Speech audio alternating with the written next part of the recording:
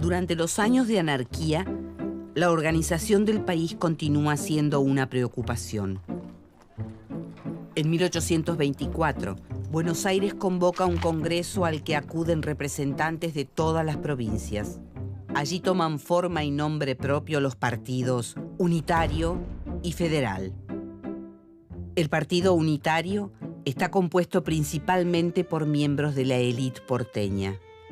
Siguiendo a los antiguos centralistas, sostienen que Buenos Aires debe convertirse en la cabeza de una nación, en donde las provincias no sean más que unidades administrativas. Su líder es Bernardino Rivadavia. El Partido Federal defiende la autonomía de la tierra en que se nació. Encuentra su apoyo entre los más pobres y los habitantes del campo. Su líder porteño es Manuel Dorrego. Unitarios y federales no constituyen partidos políticos tal como hoy los conocemos, pero se parecen a ellos en muchos aspectos. Cada facción genera una identidad. Los dirigentes buscan hacer prevalecer sus ideas en nombre del pueblo. Sus seguidores están dispuestos a dar la vida por la causa. Hacia fines de 1825, estalla la guerra con el Imperio de Brasil. El Congreso, con mayoría porteña, aprovecha esta amenaza para elegir a Bernardino Rivadavia como presidente y aprobar una constitución unitaria. Los caudillos federales se inquietan. Preparan sus huestes para acabar con el presidente y con el Congreso. Rivadavia necesita de su ejército. Impulsa un tratado de paz humillante con el Imperio de Brasil. Cuando la noticia se conoce en Buenos Aires, la opinión pública se indigna. Se desatan disturbios y tumultos. El 27 de junio de 1827, Rivadavia se ve obligado a renunciar a la presidencia. Tras la renuncia de Rivadavia, se suceden meses turbulentos. El Congreso se disuelve y desaparece el Poder Ejecutivo Nacional. El fantasma de la anarquía vuelve a sobrevolar el territorio. La Junta de Representantes de Buenos Aires elige como gobernador a Manuel Dorrego, el líder del Partido Federal. Es conocido como el defensor de los pobres. Los unitarios lo detestan. Dorrego mantiene una buena relación con las demás provincias y pone fin a la guerra con Brasil en mejores términos que Rivadavia. Pero sus días están contados.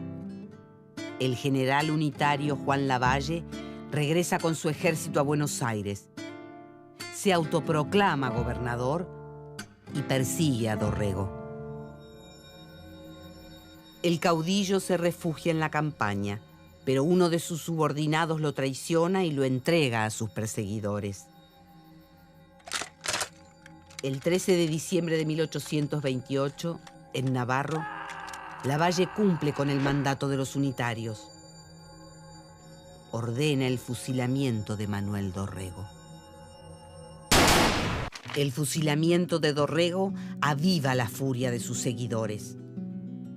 El campo se rebela contra Lavalle. Los federales saquean pueblos y matan a todo aquel que consideran unitario. Juan Manuel de Rosas se suma al levantamiento y se convierte en el líder federal. Ayudado por las tropas del santafesino López, derrota al general unitario.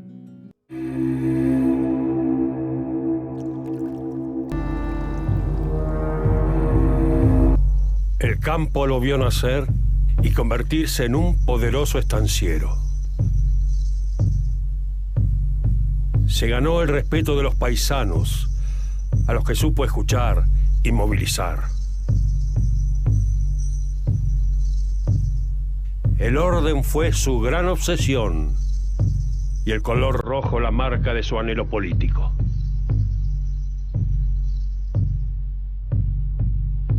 Alcanzó la gobernación en Buenos Aires durante 2 períodos y consolidó el federalismo en todo el país. Fue un hombre ambiguo, enemigo de la negociación interna y maestro en la externa. Destruyó a sus adversarios sin dudarlo, mientras la sangre escribía uno de los periodos más turbios de nuestra historia.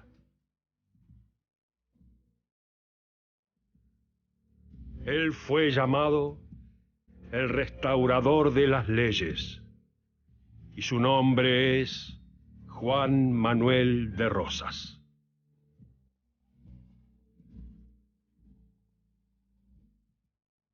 Rosas es un personaje polémico, digamos, es como uno de los personajes más polémicos de la historia argentina y, bueno, tiene que ver con muchas cosas, pero tiene que ver, diría yo, en primer lugar con que la historia de Rosas, o las primeras historias de Rosas, fueron construidos por una generación de personas que combatían contra Rosas y que son las que además llegaron al poder cuando Rosas cayó.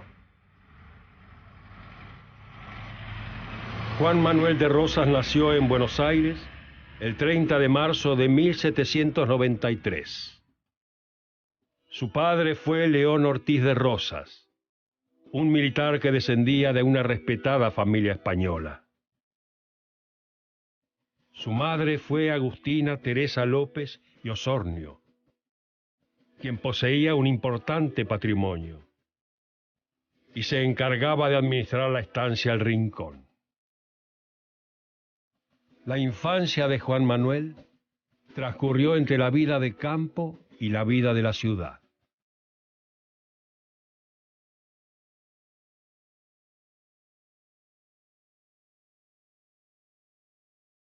Estos son los padres de Rosas, Agustina López de Osornio y León Ortiz de Rosas. En esta imagen aparecen como doña y don, eso es un signo de distinción en la época, digamos, en la época colonial y también en los primeros años independientes. Si vos llevas delante de tu nombre el término don o doña, implica una diferencia social. Y eso muestra que Rosas nace en una familia pudiente, una familia respetable para la época. Su madre era hija de Clemente López, que era un hacendado que había muerto en un malón indígena, lo habían lanceado y degollado. Y su padre provenía de una familia de hidalgos españoles, es decir, que tenía un estatus alto socialmente.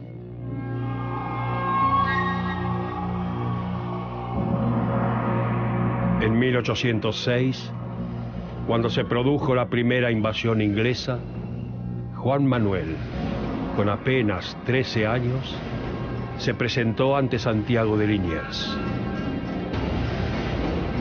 En los ojos celestes de aquel muchacho brillaba el vigor y el entusiasmo que mucho tiempo después harían de él un caudillo. Liniers lo destinó como servidor de cañón. Durante su labor, el joven vivió en primera persona la lucha encarnizada por defender la ciudad de los invasores.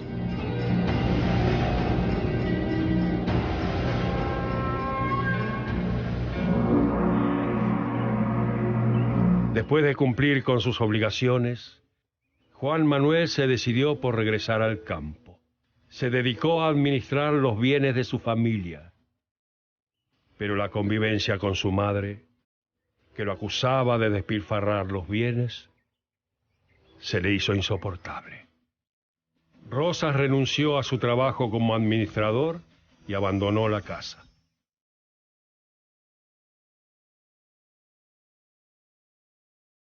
Ella se molesta con cómo él administra la propiedad familiar, que se llamaba El Rincón, y él termina yéndose de ahí y de hecho tuvo varios problemas para que aceptaran su casamiento. En aquellos tiempos se había enamorado de una joven llamada Encarnación Escurra. En 1813 se convirtió en su esposa, con la que tendría 3 hijos. Manuelita fue uno de ellos. Casado e independizado de su madre, Rosas buscó tener un patrimonio económico propio. Esto lo llevó a asociarse con sus amigos Luis Dorrego y Juan Nepomuceno Terrero. La sociedad que formaron se dedicó a la construcción de un saladero en Quilmes y luego a la compra y venta de tierras y ganado. Con gran éxito. Los logros de Rosas se iban convirtiendo en signos de grandes cosas por venir. En 1820, la Sociedad de Dorrego Terrero Rosas creó la estancia San Martín en Cañuelas y Los Cerrillos en Guardia del Monte.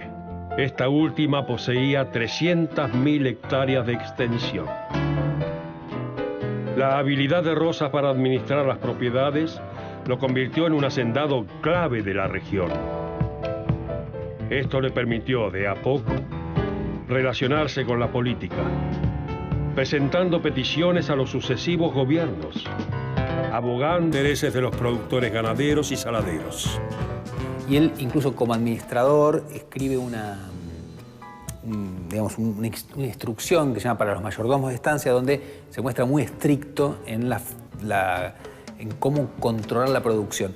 Porque en esa época hay un problema muy grande, y es que uno piensa desde ahora, ¿no? Y dice, bueno, el campo alambrado, controla. En esa época no hay alambrado, no hay forma de controlar la producción. Entonces las vacas obviamente no son ordenadas, se van moviendo. Entonces, y eso implica que hay mucho robo de vacas, que los peones pueden estar, pero también pueden irse porque tienen formas alternativas a su salario para sobrevivir. Cazar nutrias, lo que se llama el bicherío, con lo cual es muy difícil tener el orden que un estanciero quiere tener. Y Rosas intenta hacerlo mediante un texto sumamente obsesivo, en el cual marca perfectamente cómo controlar a la estancia, y eso también le da prestigio como administrador, ¿sí? Y también lo que va a hacer es que él, en su experiencia como administrador y como estanciero, adquiere una gran habilidad en la relación con la población rural, particularmente con los sectores populares.